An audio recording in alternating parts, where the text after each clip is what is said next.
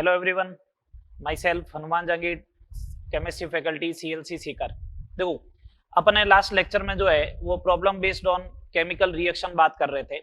उसमें 3 टाइप की मैंने रिएक्शंस बता दी थी, 3 टाइप के क्वेश्चन बता दिए थे आपको। 2 क्वेश्चन आपको होमवर्क के लिए भी दिए थे, उनको अपन डिस्कस कर लेते हैं जल्दी से, और फिर आगे अपन टाइप 4, 5 इनके ऊपर बात करते हैं। चलेगा, देखिएगा इधर एक क्वेश्चन दिया गया था आपको कि C2H2 है प्लस H2 था, कन्वर्ट हुआ था C2H4 में। यही बात थी, C2H2 प्लस H2 बोला था ये 50 ml है, ये 50 ml है, ये कितना बनेगा। आपको एवोगाड्रो हाइपोथेसिस पढ़ाया गया था, तो एवोगाड्रो हाइपोथेसिस में ये बोला गया था V is directly proportional to number of molecule, है ना। और नंबर ऑफ मॉलिक्यूल बोलो या मोल बोलो एक ही बात है। एक्चुअली मोल को जब अपन Na से मल्टीप्लाई करते हैं ना, जब मोल को अपन Na से मल्टीप्लाई करते हैं तो क्या आ जाता है, मोल को Na से मल्टीप्लाई करते हैं तो नंबर ऑफ मॉलिक्यूल्स, अणुओं की संख्या आ जाती है। यही तो बात है। तो मोल बोलो, अणुओं की संख्या बोलो, एक ही बात। या फिर मैं दूसरा तरीका बोलूं तो PV is equal to NRT होता है। PV is equal to NRT होता है। टेम्परेचर पे ऐसे कांस्टेंट रखा तो V is directly proportional to क्या हुआ, नंबर ऑफ मोल हो गया। सही है बात। अगर V is directly proportional to number of mole हुआ तो इसको 50 ml क्यों मान रहे हो, 50 मोल मान लो, 50 मोल मान लो। अगर 50 मोल मान लेता हूं मैं, तो यहां पे n upon supreme court stoichiometric coefficient 50/1 50/1 दोनों बराबर आए तो बोथ आर लिमिटिंग रिएजेंट। दोनों क्या है, लिमिटिंग रिएजेंट है, दोनों खत्म हो जाएंगे। ठीक है। अगर ये दोनों खत्म होता है तो number of moles of C2H2 is equal to number of moles of C2H4 is equal to कितने, 50 50 क्या ml। ये लिखो, सीधा आंसर आ गया 50 ml। बात क्लियर, कोई डाउट बोलो हाँ या ना। ठीक है, चलो सेकेंड नंबर क्वेश्चन क्या था। सेकेंड नंबर क्वेश्चन था N2 प्लस 3H2 कन्वर्ट हुआ था 2 टाइम्स NH3। यही बात थी। अपन को बोला गया था ये 50 किलोग्राम है और ये कितना किलोग्राम है, 10 किलोग्राम है। ये कितना बनेगा, पहले चेक करो केस फर्स्ट है, सेकंड है या थर्ड है। 2 रिएक्टेंट दे रखे और दोनों की इंफॉर्मेशन दे रखी, इसका मतलब केस थर्ड लगेगा, लिमिटिंग रिएजेंट का कंसेप्ट लगेगा, सीमांत अभिकर्म का। आप किलोग्राम को भूल जाओ, आप तो 50 ग्राम मानो, लास्ट में जाके मैं यूनिट लिख दूंगा। तो इसको पहले मोल में कन्वर्ट करो, मोल में कन्वर्ट करो। 50 डिवाइड बाई 28 और 10 डिवाइड बाई 2, यही बात है।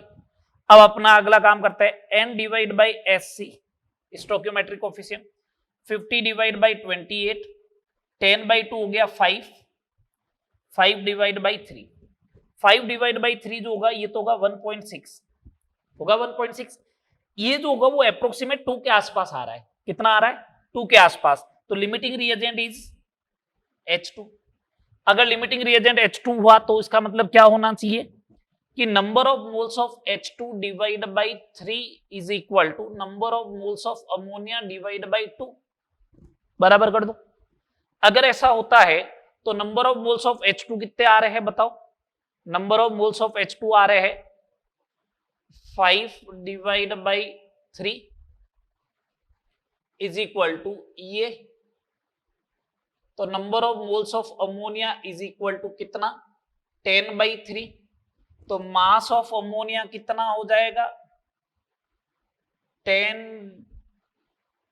ये 17, 170 डिवाइड बाई 3 56.67। अब आना तो वैसे ग्राम में चाहिए था, लेकिन स्टार्टिंग से क्या चल रहा है, किलोग्राम। तो ये भी क्या आएगा, मैंने बोला ना ग्राम मान लो, लास्ट में यूनिट कन्वर्ट कर दूंगा मैं सीधा, 56.67 किलोग्राम। ये वैसे तो मैंने करने के लिए आपको दिए थे, अपने आंसर चेक कर लो। ठीक है, चलो अब आगे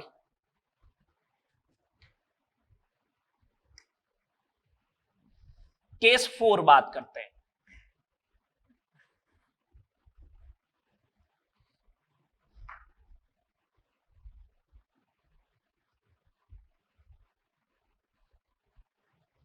case 4 sequential reaction. Case 4 sequence reaction,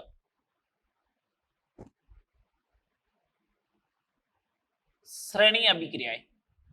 कोई सीक्वेंस दे रखी है रिएक्शन की, उसके बारे में आपको बात करनी। जैसे क्वेश्चन बताता हूं, आज का क्वेश्चन नंबर फर्स्ट, आपको ऐसा बोला गया 1 किलोग्राम कैल्शियम कार्बाइड से कितने ग्राम या कितने किलोग्राम पॉलीथीन बनेगा। Calcium carbide is very important compound of inorganic chemistry, ठीक है। कैल्शियम कार्बाइड का जब हाइड्रोलाइसिस करवाते हैं तो बनता है C2H2 plus calcium hydroxide. C2H2 plus H2 reaction करता है तो बनता है C2H4 and CH2 double bond CH2 के N मॉलिक्यूल अगर काम में लेते हो तो बनता है पॉलीथीन। पॉलीमर्स में पढ़ा होगा आपने ऑर्गेनिक केमिस्ट्री में, ये लीजिएगा, ये पॉलीथीन हो गया। तो कैल्शियम कार्बाइड से स्टार्ट किया था, पॉलीथीन तक पहुंच गए। ये बोला है 1 किलोग्राम ये है, ये कितना बनेगा, ठीक है। चलो मेरे को देखो इसमें और इसमें रिलेशन लेके आना है ना। जो कंटिन्यू आए उसके ऊपर ध्यान रखे। C2H2 यहां से यहां आ गया, C2H4 यहां से यहां आ गया। तो मेरे को क्या करना है, जैसे इसमें और इसमें रिलेशन निकालो। Number of moles of calcium carbide is equal to number of moles of C2H2, ये लो, ये रिलेशन यूज में लेना है। Number of moles of C2H2 is equal to number of moles of C2H4, ये काम में लेना है, सही बात है। यहां पे number of moles of C2H4 divide by N is equal to number of moles of polythene, सही बात है। अब यहां पे N क्या है, N के फॉर्मेट में, ये बहुत बड़ा नंबर हो सकता है जो मेरे को आइडिया नहीं है। अगर जब मेरे को N का आइडिया नहीं है तो इसका मतलब ये तो काम में लेना ही नहीं है रिलेशन। फिर तो जब मेरे को N का आइडिया ही नहीं है तो ये रिलेशन काम में लेना ही नहीं। तो एक काम करो, ये और ये बराबर है, ये और ये बराबर है, तो इसकी जगह मैं ये पुट कर दूं तो मेरे पास ये रिलेशन बनेगा क्या, number of moles of calcium carbide is equal to number of moles of C2H4। इन दोनों से देखो, है ना। अगर ये रिलेशन बनेगा तो देखो number of moles of C2H4 is equal to calcium carbide का कितना मोल हो गया, 1000 ग्राम डिवाइड बाई 64, ये मोल आ गया। मास ऑफ C2H4 की बात करूं, इथाइन का मास कितना आएगा, ये आ गया, ठीक है। अगर इसे आप सोल्व भी करना चाहते हो तो मैं इसे सोल्व कर लेता हूं। 7 टाइम्स कैंसिल हो जाएगा, ये 16 टाइम्स कैंसिल हो जाएगा, ये 250 हो जाएगा, तो 250 हुआ ना, तो 250 का मतलब 1750 डिवाइड बाई 4, ये आ जाएगा, ठीक है। अगर मैंने ऐसा किया तो उस कंडीशन में ये बना 1750 बटा 4 ग्राम बन गया, ठीक है। ये कौन बना, C2H4। तो ये जो C2H4 बना है उसी को तो मैंने काम में लिया, इसका मतलब ये पूरा मिला के कितना था, ये था, यही तो होगा। C2H4 बना कितना, 1750 बटा 4 ग्राम बना, तो इसका मतलब इस यहां पे भी 1750 बटा 4 ही तो होगा। ये रिएक्शन कंटिन्यू आगे चल रही है ना। तो 1750 बटा 4 था, तो अब लगाओ लॉ ऑफ मास कंजर्वेशन, द्रव्यमान संरक्षण का नियम। अगर द्रव्यमान संरक्षण का नियम लगाता हूं तो इसका मतलब ये होता है mass before the reaction equal to mass after the reaction. Before the reaction अभिक्रिया से पूर्व कितना द्रव्यमान था, इतना। अभिक्रिया के पश्चात द्रव्यमान, इसका मतलब मास ऑफ पॉलीथीन। ये देखो मास ऑफ पॉलीथीन आ गया अपना, तो mass of polythene is equal to, बोलो भैया क्या आएगा, mass of polythene is equal to 1750 बटा 4 ग्राम, ठीक है बात, बोलो हाँ या ना, समझ में आया। बहुत सिंपल सा क्वेश्चन है, बस आपको तो ये समझ में आ रहा है रिलेशन कौन सा काम में लेना है। ये काम में नहीं लेना है, क्यों काम में नहीं लेना है, ये इसलिए काम में नहीं लेना है क्योंकि मेरे को N की वैल्यू मालूम नहीं है, ठीक है बात। चले आगे, बोलो, चलो फिर चलिएगा। नेक्स्ट प्रॉब्लम देखिए आप, नेक्स्ट प्रॉब्लम है क्वेश्चन नंबर 2 सिक्वेंशियल रिएक्शन का। M plus x2 is equal to mx2, 3 times mx2 plus x2 gives m3x8 and m3x8 plus n2CO3 4 times is equal to 8 times nx plus M3O4 plus 4 times CO2, यही आएगा। चलो ये आ गया। बोला है 206 ग्राम NX उत्पन्न करने के लिए, NX उत्पादन के लिए M का कितना द्रव्यमान आवश्यक होगा, ये पूछा गया। ठीक है, 206 ग्राम NX उत्पादन के लिए M का कितना द्रव्यमान आवश्यक होगा। परमाणु भार दे रखे हैं कुछ, M का दे रखा है,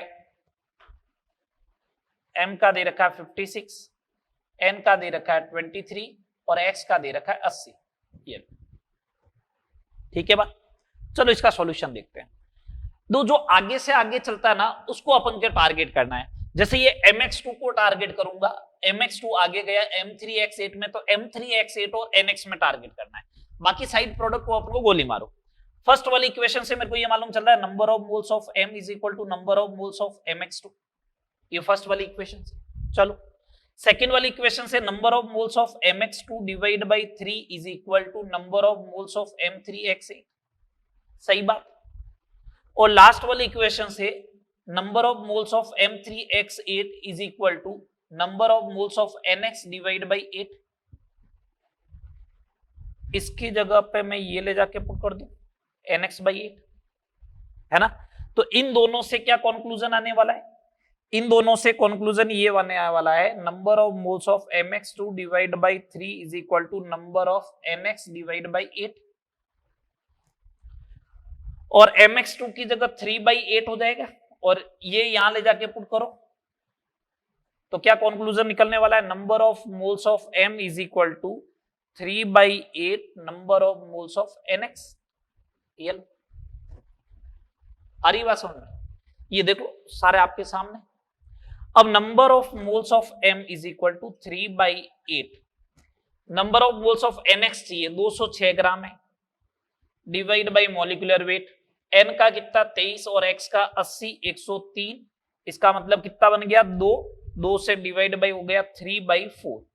मेरे को मास चाहिए किसका, कैपिटल M का, mass of M capital M 3/4 into mass चाहिए मोल आ रखे हैं, तो mole is equal to given mass upon atomic weight. तो एटॉमिक वेट का मल्टीप्लाई करो, एटॉमिक वेट कितना है 56, तो कितना आ जाएगा 42 ग्राम आ जाएगा। कितना आ जाएगा 42 ग्राम आ जाएगा। बोलो समझ में आया या नहीं आया, आ गया। ठीक है, तो बस आपको ध्यान ये रखना, ये मैंने बेसिकली 3 इक्वेशन जो कल लिखनी सिखाई थी, उन 3 इक्वेशन को लिख के और फिर आपको काम करना है। ठीक है, चलो आगे देखो। केस 5,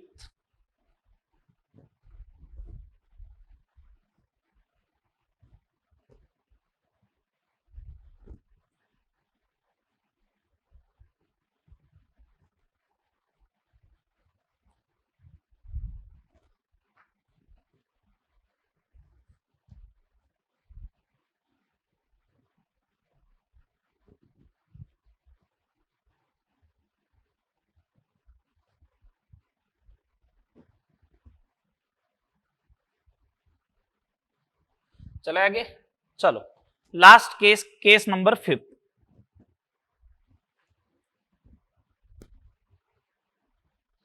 परसेंटेज प्योरिटी, प्योरिटी का मतलब शुद्धता, परसेंटेज प्योरिटी वर्ड करके लिखा हुआ आएगा। अगर मैं तुमसे बोलता हूं कि तुमने अगर 5 लीटर दूध लिया है तो वो 80% प्योर है। 80% प्योर का मतलब पूरा दूध तो ही नहीं, उसमें दूध वाले ने क्या मिलाया है, पानी मिलाया है। इसका मतलब क्या हुआ, 5 लीटर लोगे तो 4 लीटर तो होगा दूध और 1 लीटर क्या होगा, पानी होगा। यही तो बात हुई, यही तो बात हुई। तो परसेंटेज प्योरिटी का मतलब भी बेसिकली यही से आएगा आपको। ठीक है, परसेंटेज आना चाहिए। मैंने फर्स्ट डे से बोल रहा हूं आपको, फर्स्ट लेक्चर से बोल रहा हूं, परसेंटेज आना जरूरी है। चलिए क्वेश्चन कैसे बनेगा, क्वेश्चन नंबर 3 आज का, 400 ग्राम कैल्शियम कार्बोनेट, ब्रैकेट में लिख रखा 80% प्योर, से कितने ग्राम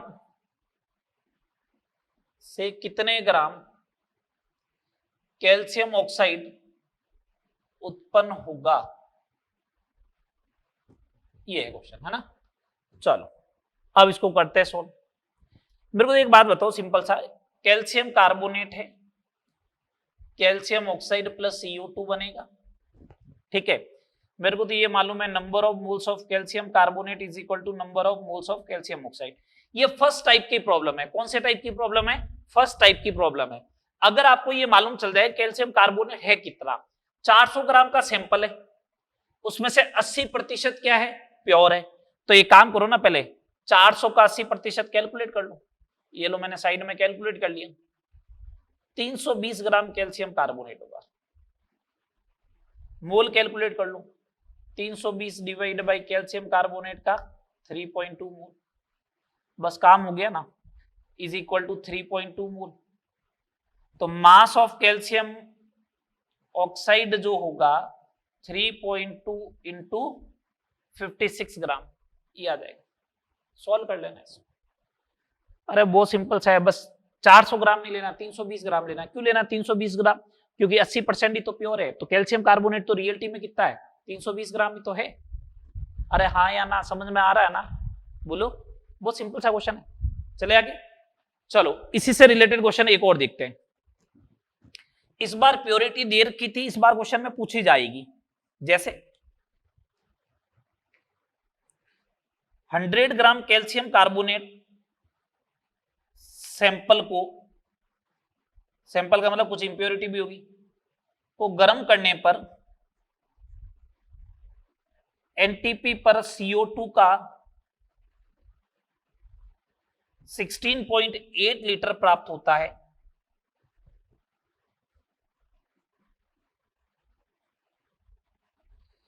CaCO3 की परसेंटेज प्योरिटी ज्ञात करो। ठीक है बात, चलो करते हैं। परसेंटेज प्योरिटी कैसे कैलकुलेट करेंगे? जो कैल्शियम कार्बोनेट का सैंपल लिया, ये लीजिएगा साहब, कैल्शियम ऑक्साइड बनेगा प्लस CO2 बनेगा, ठीक है। मैंने कहा कि number of moles of calcium carbonate is equal to number of moles of CO2। CO2 के कितने मोल है? 16.8 डिवाइड बाई 22.4, यही तो बात होगी। 22.4 से डिवाइड कर दूंगा, एनटीपी पे बात है। तो ये आ गया 3/4 मोल आ गया। बोलो हाँ या ना? 3/4 मोल आ गया। तो मास ऑफ कैल्शियम कार्बोनेट कितना हो जाएगा? कैल्शियम कार्बोनेट का द्रव्यमान कितना हो जाएगा? 3/4 इंटू 100, 75 ग्राम। ये लो साहब आ गया। नमूना कितने का दे रखा था? सैंपल कितने का दे रखा था? 100 ग्राम में, और एक्चुअल में कैल्शियम कार्बोनेट कितना है? 75 ग्राम। तो इसका मतलब परसेंटेज प्योरिटी बराबर mass of calcium carbonate upon mass of sample into क्या? 100। परसेंटेज प्योरिटी कैलकुलेट करनी है तो mass of calcium carbonate 75, sample का 100 मल्टीप्लाई बाई 100, कितना परसेंटेज आ गया? बोलो भैया, 75% आ गया। देख लो, ठीक है। परसेंटेज प्योरिटी, कोई डाउट है तो बोलो। यही तो परसेंटेज प्योरिटी का फॉर्मूला होता है। पिछली बार 80% दे रखा था तो ये 80 हो गया। सैंपल दे रखा था 400 का, 2 जीरो से 2 जीरो कैंसिल हो गया, 80 इंटू 4 कितना हो गया? 320 ग्राम मास ऑफ कैल्शियम कार्बोनेट आ गया था। इसी क्वेश्चन से कर रहा हूं, ठीक है। ये केस नंबर 5 भी हो गया। रिएक्शन से रिलेटेड ऑलमोस्ट सारे क्वेश्चन हो गए। मैं एक दो क्वेश्चन अदर फॉर्मेट में करवा देता हूं आपको, जो अदर है, जिनका कोई लेना देना नहीं होगा। जैसे क्वेश्चन नंबर 5,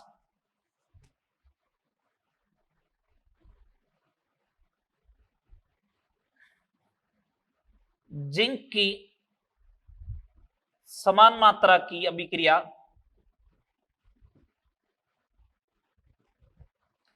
डाइल्यूट HCl एवं NaOH से करवाने पर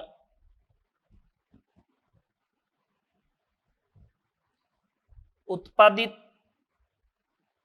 गैसों के आयतन का अनुपात ज्ञात करो।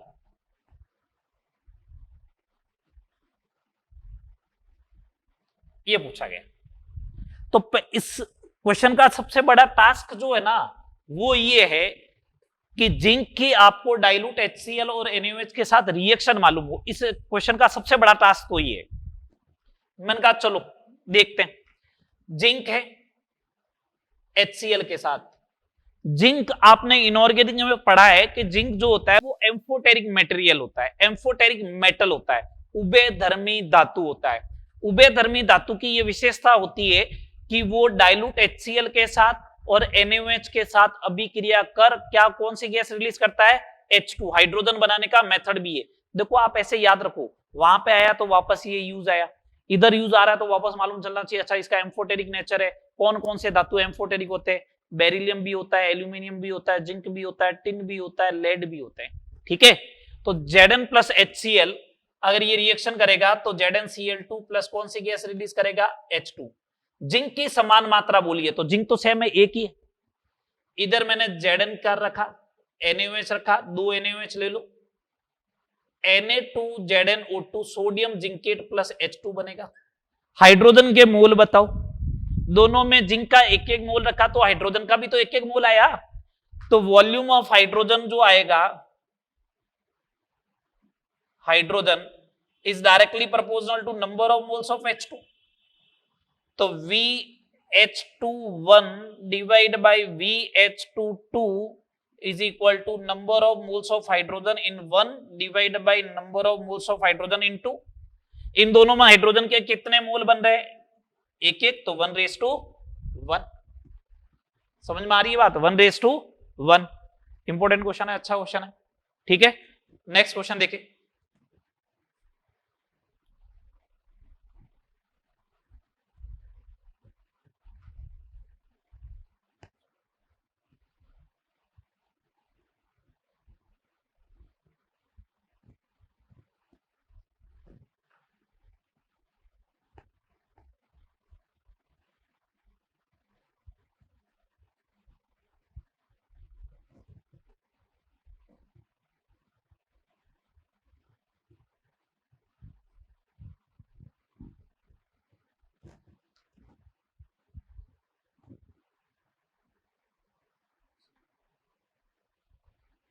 चलेगा, नेक्स्ट प्रॉब्लम नंबर 6।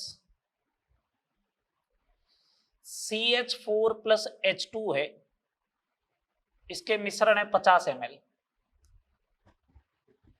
इसके पूर्ण दहन के लिए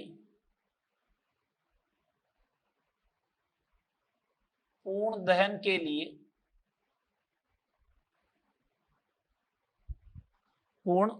के लिए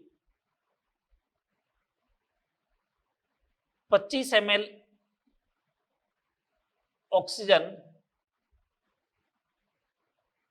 आवश्यक है,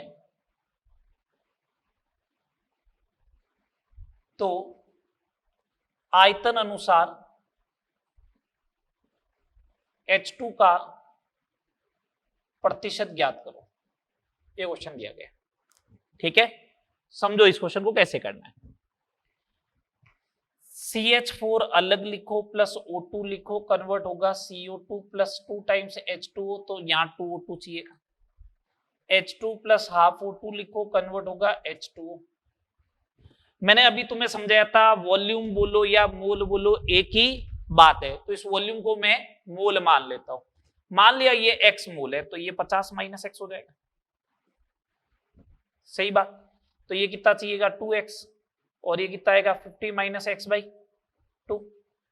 और O2 मिला के कितना हुआ? 25 ml। O2 मिला के कितना हुआ? 25 ml। तो 2x plus 50 minus x divide by 2 is equal to 25। यही तो बात हुई। बोलो, एक मिनट रुक जाना। 25 ml नहीं कर रहा हूं मैं, थोड़ा सा चेंज कर रहा हूं क्वेश्चन को।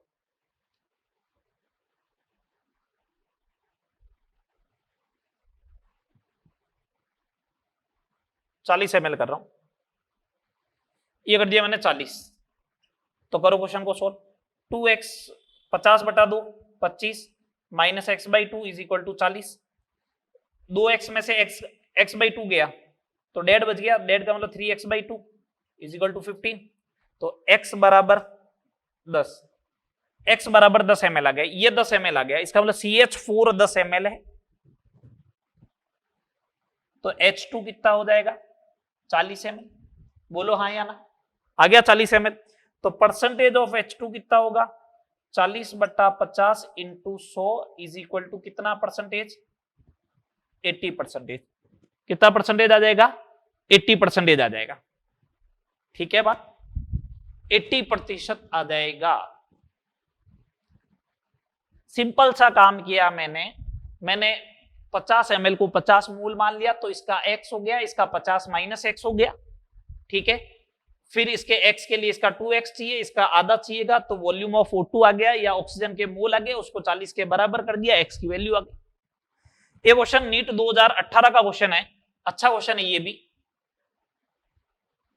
2.3 ग्राम फॉर्मिक एसिड HCOOH प्लस 4.5 ग्राम ऑक्जेलिक एसिड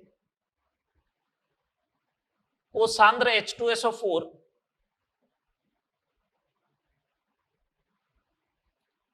की उपस्थिति में गर्म करने पर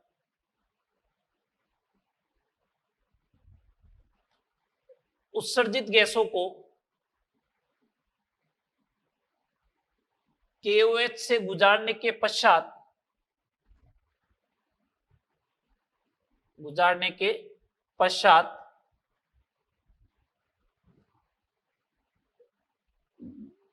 गैसों का कितना द्रव्यमान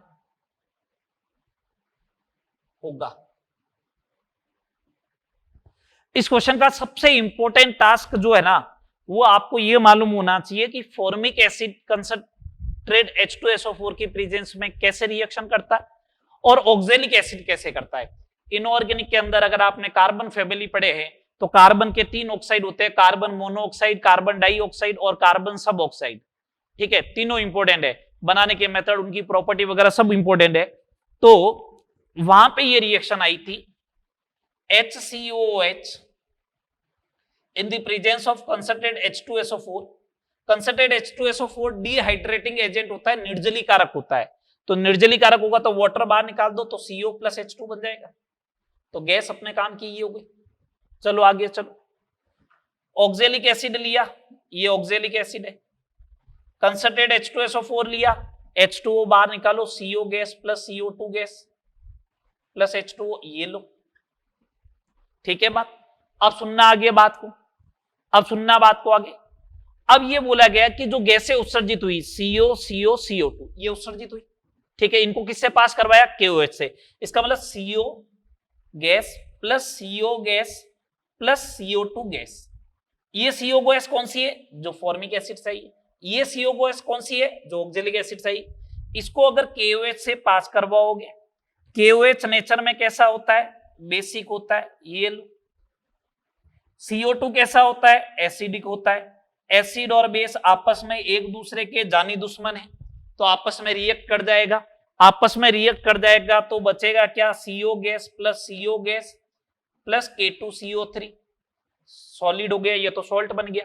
मेरे से तो ये पूछा गया कि KOH से गुजारने के बाद कितना द्रव्यमान बचेगा, तो मैंने कहा 2 CO गैस का बचेगा। अब वो CO गैस का द्रव्यमान ज्ञात करो पहले। तो मैं यहां से ये बोलूं क्या, number of moles of formic acid is equal to number of moles of CO। Formic acid का कितना मोल आया 2.3 डिवाइड बाई 46, ये आ गया मोल। कितना मोल आएगा बोलो, कितना मोल आएगा 0.05 मोल।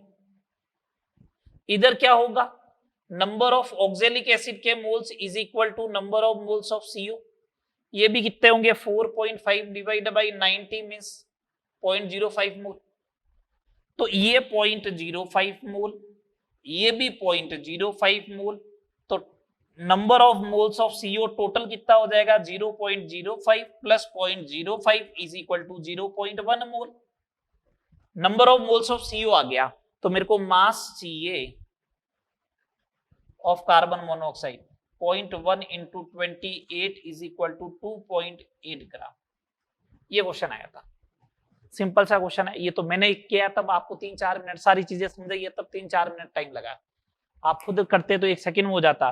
फॉर्मिक एसिड है, CO बनेगा, इधर CO CO2 बनेगा, CO2 एब्जॉर्ब हो जाएगा, 2 CO बनेंगे, इधर से इसका मोल आया 0.05, इधर से 0.05, 0.1 मोल बन गया टोटल। 0.1 मोल का वेट कितना, 2.8। बात क्लियर? ये सारी problems related to chemical reaction अपनी कंप्लीट हो गई।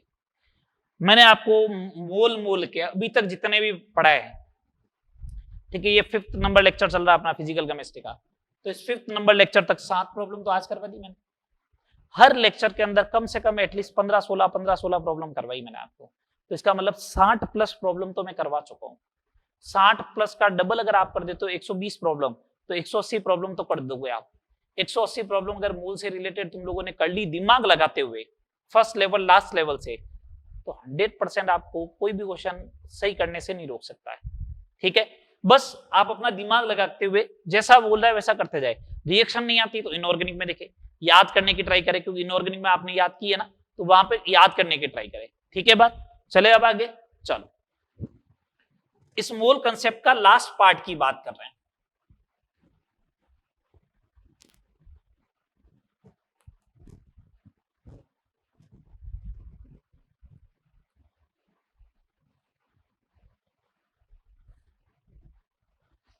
मोल कंसेप्ट के लास्ट पार्ट की बात करने वाले आज।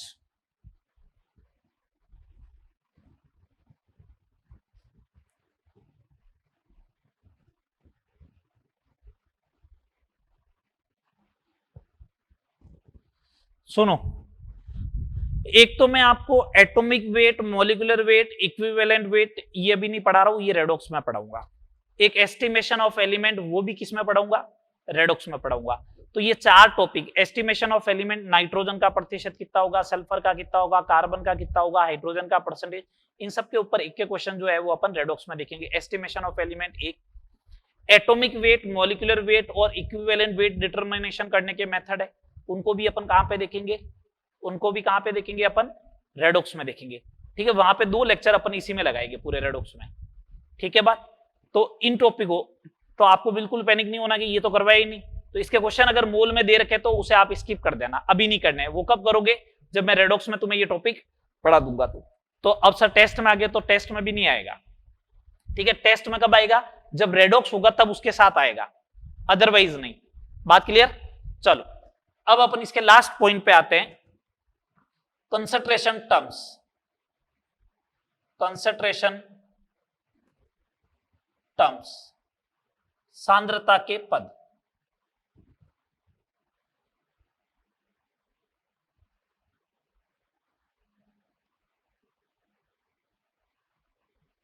सांद्रता के पद, कंसंट्रेशन टर्म्स 2 बार पढ़ चुके होते हो आप। 11th में मोल कंसेप्ट में पढ़ते हैं, 12th में फिजिकल में सॉल्यूशन वाले टॉपिक में पढ़ते हैं, विलियन वाले में। अब अपना अगला टॉपिक जब आएगा सॉल्यूशन, तो सॉल्यूशन में इनको नहीं पढ़ाएंगे कंसंट्रेशन टर्म्स को। क्वेश्चन तो दे रखे होंगे मॉड्यूल में, लेकिन ध्यान रखना यहीं से करने हैं आपको। ठीक है, समझे बात को? 2 टाइप के क्वेश्चन आता है, एक तो आएगा न्यूमेरिकल और दूसरा पूछेगा टेम्परेचर डिपेंडेंट है या इंडिपेंडेंट है कंसंट्रेशन टर्म्स। 2 ही टाइप के क्वेश्चन बनेंगे, तो अपन को हर बार एक तो न्यूमेरिकल ट्राई करना है और एक कंसंट्रेशन टर्म्स डिपेंड करती है या नहीं करती है टेम्परेचर के ऊपर, उसकी बात करनी है। कंसंट्रेशन टर्म्स से पहले अपन कुछ डिफाइन करते हैं, विलियन क्या होता है। कुछ पॉइंट लिखा रहा हूं। फर्स्ट नंबर पॉइंट, विलियन 2 या 2 से अधिक पदार्थों का, विलियन 2 या 2 से अधिक पदार्थों का, 2 या 2 से अधिक पदार्थों का समांगी मिश्रण होता है।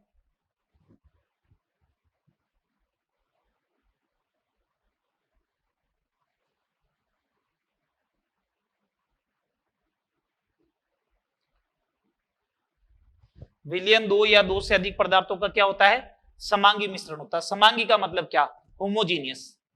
समांगी को क्या बोलते हैं अपन, होमोजीनियस मिक्सचर। अब इस होमोजीनियस का मतलब क्या होता है, इस होमोजीनियस का मतलब ये होता है, समांगी मिश्रण का मतलब ये होता है कि एक तो विलियन की प्रावस्था, प्रावस्था क्या रहे, एक ही रहे, सिंगल फेज रहे। प्रावस्था का मतलब 2 पदार्थों को मिलाया तो या तो सॉलिड दिखे या लिक्विड दिखे या गैस दिखे, पहली बात। तो समांगी का मतलब प्रावस्था एक होनी चाहिए। दूसरा नंबर बात, उसका कोई भी कंपोनेंट लो, उसका कोई भी कंपोनेंट लोगे तो उस कंडीशन में उसका कंपोजिशन, उसका संगठन वही होगा जो पूरे के पूरे विलियन का होगा। एक छोटा से छोटा पार्ट लूंगा ना तो उसका कंपोजिशन वही होगा जो पूरे के पूरे विलियन का होगा। मतलब क्या, अगर एक मैंने पूरा कंटेनर लिया और बोला इस कंटेनर में जो विलियन रख रखा है उसकी पीएच 8 है, तो उसमें से आप एक ड्रॉप भी बाहर निकालोगे ना तो उसकी भी पीएच क्या आएगी, 8 आएगी। इसी को अपन क्या बोलते हैं, homogeneous mixture. Second number point,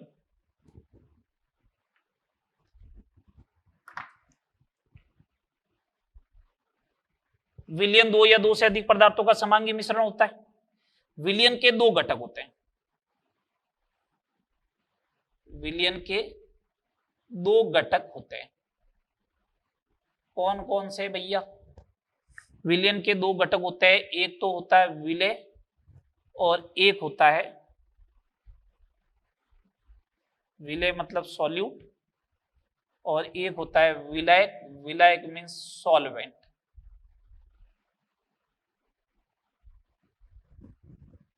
विलेय को अगर नॉर्मल डेफिनेशन में बोले तो जिसको घोला जाता है, जिसको क्या किया जाता है, घोला जाता है किसी पदार्थ में। और विलायक क्या होता है, जिसमें घोला जाता है। तो जब भी वर्ड आएगा ना में, तो इसका मतलब वो विलायक हो गया, जिसमें घोला जाता है। जिसके बाद में भी में वर्ड आता है वो क्या हो जाएगा, विलायक। जैसे एग्जांपल लूं मैं ऐसा बोलूं कि नमक को पानी में, तो पानी के जस्ट बाद में आया ना, तो इसका मतलब विलायक पानी हो गया, नमक कौन हो गया, विलेय। समझ में आ रही है बात। तो ये इसका डेफिनेशन, जिसको घोला जाता है वो विलेय है, और जिसमें घोला जाता है उसको क्या बोला जाता है, विलायक। ठीक है, आइडेंटिफिकेशन कैसे करोगे, पहचानोगे कैसे, विलेय एवं विलायक की पहचान।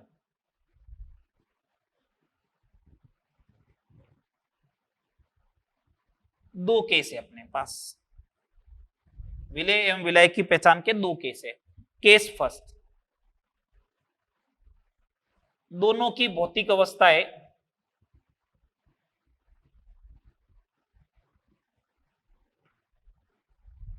भिन्न भिन्न हो।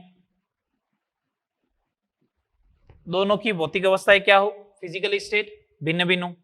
जब दोनों की भौतिक अवस्थाएं भिन्न वो होता है तो उस कंडीशन में सॉल्यूट बोले मींस विलेय बोले, तो जिसकी भौतिक अवस्था विलियन में परिवर्तित हो जाती है उसको अपन क्या बोलते हैं, विलेय बोलते हैं। परिवर्तित हो जाती है उसे अपन क्या बोलेंगे, विलेय बोलेंगे। जैसे मैंने NaCl लिया, एग्जांपल ले रहा हूं, NaCl लिया, NaCl होता है सॉलिड, इसको H2O लिक्विड में डिसॉल्व किया तो लास्ट में आपको सॉल्यूशन दिखता है, उसकी फिजिकल स्टेट भी क्या है, लिक्विड। तो इस सॉलिड किस में कन्वर्ट हो गया, लिक्विड में। तो किसने अपनी आइडेंटिटी को लूज किया, किसने अपने अस्तित्व को जो है वो खत्म किया, NaCl ने किया ना। ये सॉलिड था, किसमें कन्वर्ट हो गया, लिक्विड में। तो NaCl क्या हो जाएगा, विलेय हो जाएगा। जिसका अस्तित्व समाप्त हो जाता है उसी को क्या बोलते हैं, विलेय बोलते हैं। ठीक है बात। जिसकी भौतिक अवस्था विलियन में परिवर्तित हो जाती है, विलियन है लिक्विड का, और ये सॉलिड वाला भी किसमें कन्वर्ट हो गया, लिक्विड। ये लिक्विड वाला का कहां अस्तित्व खत्म हुआ, लिक्विड का लिक्विड ही तो रहा। समझ में आ रही है बात। आगे देखो केस सेकंड, अगर दोनों की भौतिक अवस्थाएं सेम हो गई तो दोनों की भौतिक अवस्था समान हो।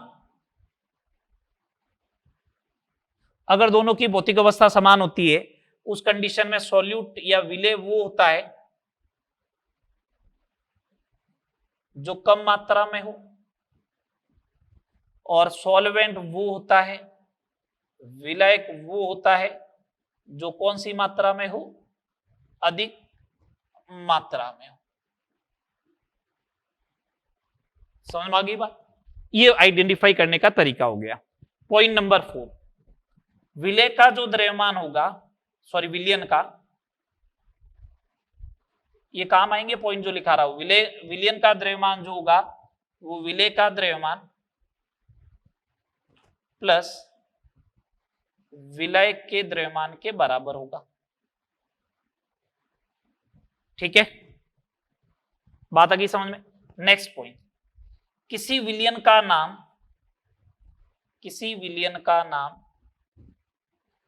उसमें उपस्थित विलेय के आधार पर रखा जाता है। किसी विलियन का नाम उसमें उपस्थित विलेय के आधार पर रखा जाता है। इसका मतलब क्या, जैसे अगर सपोज करो मेरे को ऐसा बोला है कि NaCl प्लस H2O है तो ये विलियन बनता है ना, तो इसको बोलते हैं एक्वस NaCl सॉल्यूशन, जलीय NaCl विलियन। मतलब इसको NaCl का विलियन बोल दूं मैं, तो किसके बेसिस पे नाम हुआ, NaCl का विलियन हुआ, तो इसमें विलेय कौन होगा, NaCl। विलय कौन होगा, जलीय बोला, इसका मतलब विलय कौन हो गया, जल हो गया। कुछ नहीं बोले तो जल को ही मान। तो अगर मैंने जैसे एग्जांपल लिया और मैंने बोल दिया एक्वस ग्लूकोज सॉल्यूशन है, तो विलियन का नाम क्या है, ग्लूकोज है ना, तो सॉल्यूट भी कौन होगा इसमें, ग्लूकोज होगा। सॉल्यूट कौन होगा, ग्लूकोज होगा। सॉल्वेंट कौन होगा, सॉल्वेंट वाटर होगा। बात आई समझ में या नहीं आई। आगे 5 नंबर पॉइंट। चलो अब अपन बात करते हैं कंसंट्रेशन क्या होती, 6 नंबर पॉइंट पे जो अपन पढ़ने वाले हैं कंसंट्रेशन।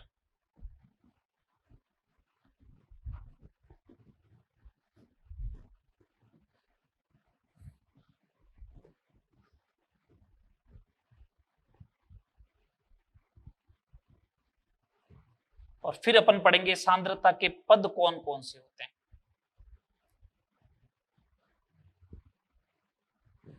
अपन बात करते हैं कंसंट्रेशन होती क्या, सांद्रता होती क्या है।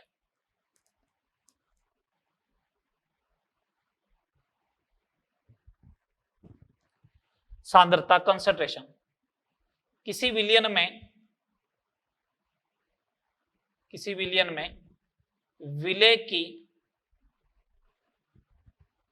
विलायक या विलियन के सापेक्ष मात्रा को सांद्रता कहते हैं।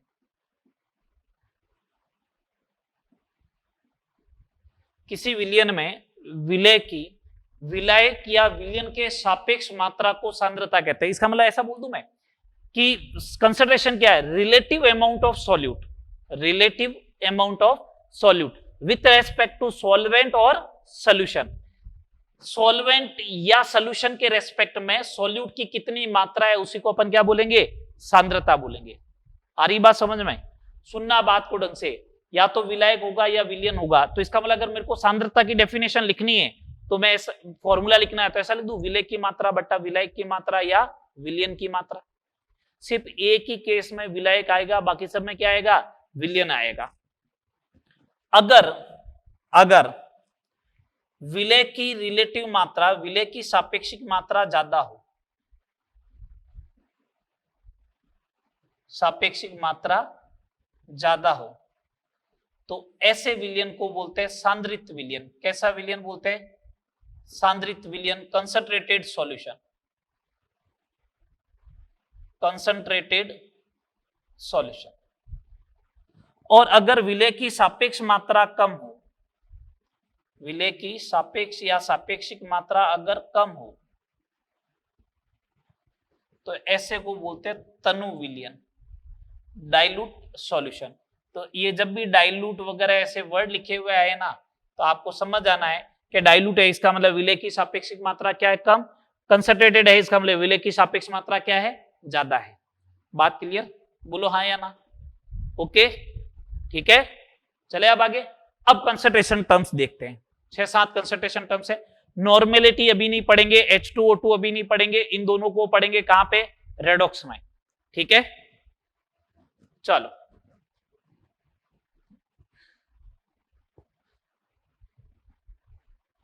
पहला कंसंट्रेशन टर्म्स आ रहा है, पहला कंसंट्रेशन टर्म्स आ रहा है द्रव्यमान प्रतिशत, मास परसेंटेज। सिंबल जो होता है इसका percentage W by capital W।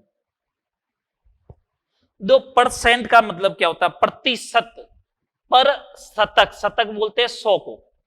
तो पर 100 पे जो डिफाइन होता है, प्रति 100 पे जो डिफाइन होता है, उसी को क्या बोलते हैं?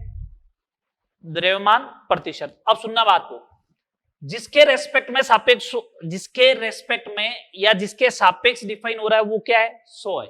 तो मैं डेफिनेशन ऐसा लिखूं, 100 ग्राम विलियन में किसके सापेक्ष हो रहा है? विलियन के सापेक्ष। तो उसका कितना लेना है? 100 ग्राम।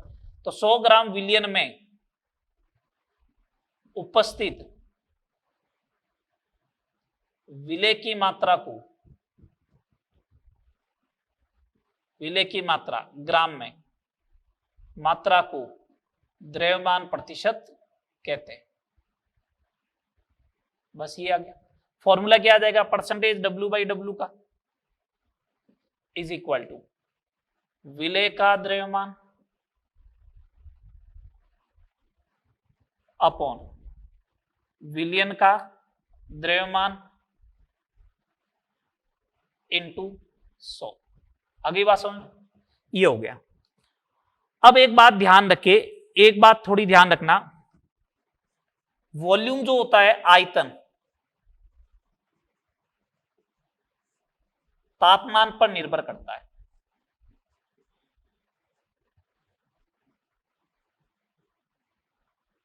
टेम्परेचर बढ़ाते हो ना तो वॉल्यूम भी बढ़ता है। ठीक है, टेम्परेचर बढ़ाने पर क्या बढ़ेगा? वॉल्यूम भी बढ़ेगा। तो यहां पे क्या वॉल्यूम आया है क्या? दोनों में से कहीं पे भी जगह नहीं आया। नहीं आया, इसका मतलब ये कंसंट्रेशन टर्म टेम्परेचर के ऊपर डिपेंड करेगी क्या? ये वाली कंसंट्रेशन टर्म्स टेम्परेचर के ऊपर डिपेंड करेगी क्या? नहीं करेगी। बात क्लियर है? चलो सेकंड, तो ताप पे निर्भर नहीं करता है। परसेंटेज W/W ताप पर निर्भर नहीं करता है।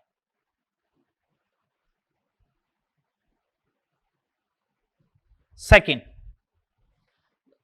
आयतन प्रतिशत,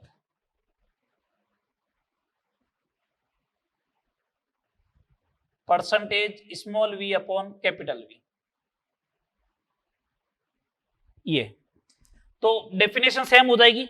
ग्राम की जगह क्या हो जाएगा? 100 ml विलियन में उपस्थित विलेय की मात्रा ml को द्रव्यमान की जगह आयतन प्रतिशत। तो मैं सीधा फॉर्मूला लिख दूं बेटा, percentage V by capital V is equal to क्या?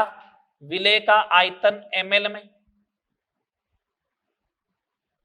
डिवाइड बाई विलियन का आयतन B ml में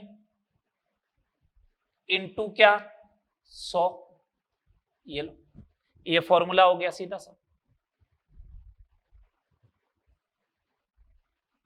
ठीक है, थर्ड नंबर, थर्ड नंबर मेरे को पूछा गया द्रव्यमान आयतन प्रतिशत। ये द्रव्यमान आयतन प्रतिशत, द्रव्यमान का हो गया W/V परसेंटेज में। एक बात बताओ, अभी तक अपन लिखते हुए आ रहे हैं, जो ये ऊपर लिखा हुआ होता है सिंबल में, ये क्या होता है? विलेय का। तो यहाँ W किसका है? विलेय का, और V किसका है? सॉल्यूशन का। तो इसका मतलब W/V का फॉर्मूला क्या हो जाएगा? परसेंटेज W/V का फॉर्मूला क्या हो जाएगा? विलेय का द्रव्यमान बट्टा विलियन का आयतन इंटू 100। ये लो फॉर्मूला बन गया। बोलो हाँ या ना? बन गया ये फॉर्मूला। ये फॉर्मूला बनने वाला है। अब देखो, इन दोनों टर्म्स में आयतन आया, इधर भी आयतन आया। इसका मतलब percentage V/V and percentage W/V ताप पर निर्भर करते हैं, ताप पर निर्भर करते हैं। ठीक है बात? कितनी कंसंट्रेशन टर्म्स हो गई? 3। इनके ऊपर मैं 2-3 क्वेश्चन दे रहा हूं आपको कंसंट्रेशन टर्म्स के ऊपर, ये आपको करके लेके आना है। ठीक है, घर से ये आपको करके लेके आना है। नेक्स्ट क्लास में मैं इनका सीधे आंसर बताने वाला हूं। 50 ग्राम NaCl को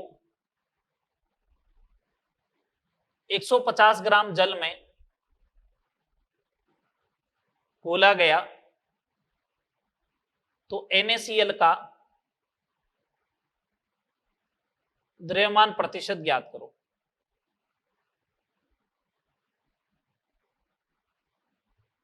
सेकेंड नंबर क्वेश्चन ये है,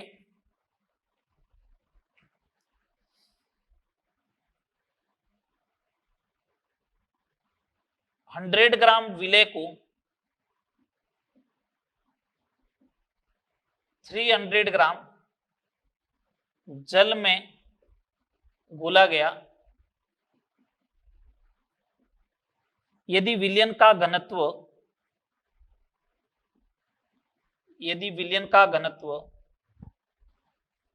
2 ग्राम पर ml है,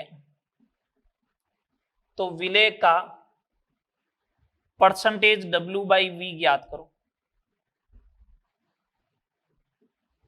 third number question, percentage W/W 20 दे रखा है, घनत्व 2 ग्राम पर ml दे रखा है विलयन का, परसेंटेज W/V तुमसे पूछा गया है।